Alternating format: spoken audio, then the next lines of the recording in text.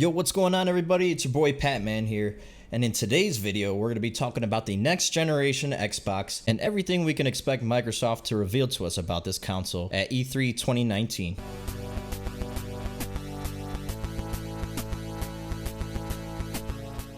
Now let me preface this by saying that everything that I'm saying here should be taken with a pinch of salt because it is all rumor and speculation right now. Nothing is confirmed by Microsoft themselves, so just keep that in mind. However, this is backed by several reputable sources, and I will of course link this down in the description below. The first thing we know about the next generation Xbox is that its project name is Scarlett. Phil Spencer talked about this last year at E3 2018. Now we do know that it will have two different SKUs, one being a more powerful version, codenamed the Anaconda, and the less powerful console being codenamed Lockhart. Both are said to be launching next year in 2020, most likely the fall. And the rumor is that the Anaconda is actually 10 times more powerful than the Xbox One Slim and 2 times more powerful than the Xbox One X, which is already the world's most powerful console. Both of these systems will take full advantage of Project xCloud, the streaming service that Xbox is developing, which will allow you to play your Xbox games on any device of your choice, be it TV, tablet, or phone, and is set to actually be in public testing later this year. Now, for all my hardware nerds out there, the codename Anaconda is supposed to come with a AMD-based chipset that has a custom 8-core, 16-thread Zen 2 processor with a custom Navi 12+ teraflop GPU, which is double the teraflops of the Xbox One X and 3 times the teraflops of the PS4 Pro. It's going to have 16 gigabytes of GDDR6 RAM and a 1 terabyte NVMe SSD running at 1 gigabyte per second.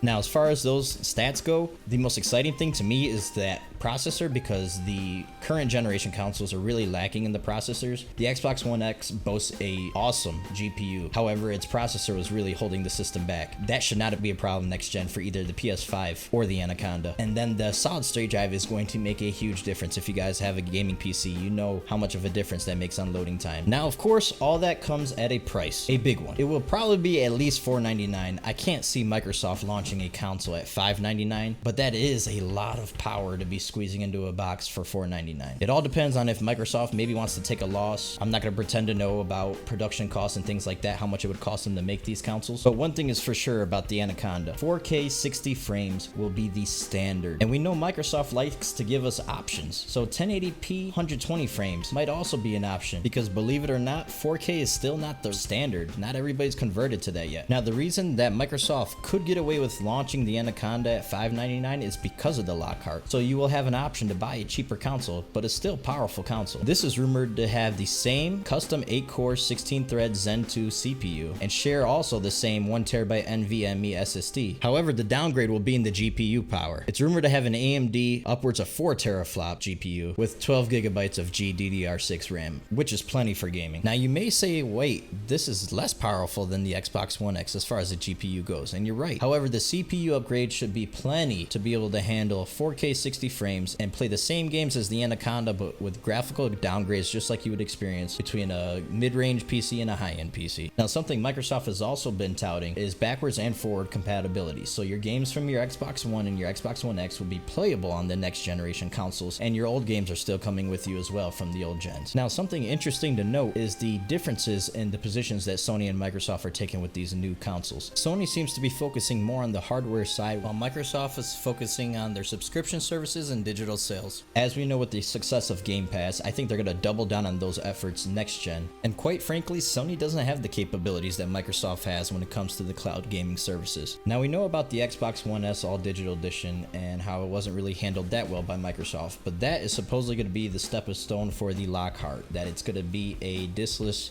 version of the next generation console. Now, with all those studio acquisitions that Microsoft has made lately, it is obvious that there is a software focus coming into next gen, and that's where they plan on making most of their money. But don't take that as Microsoft doesn't want to have the most powerful console. But I also wanted our Xbox customers, our fans, to know that console, a great console, will be always critical to how I view our brand. And I thought we did a great job last year with the Xbox One X and launching that, world's most powerful console. So I just wanted to make sure that our fans heard from us. We know what our core is. We're a gaming group, not entertainment, we're a gaming group.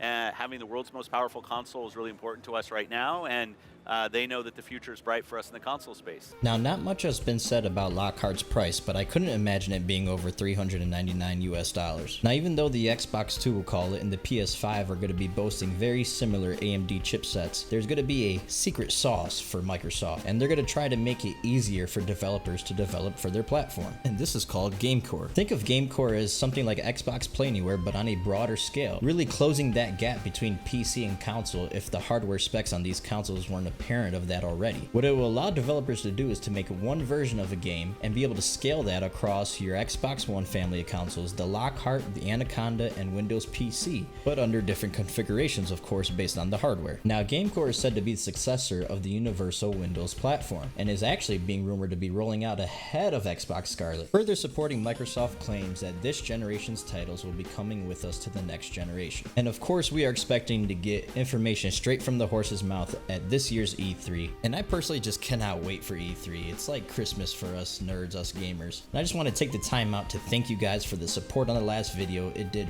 way better than I ever thought it would. So if you guys did like this video, please hit that like button. If you found it informative, go ahead and leave a subscribe, share this with your friends. I appreciate all the love and support, guys. Hit me up in the comments down below. Let me know what you're most excited about for E3 2019, and I'll catch you guys on the next video.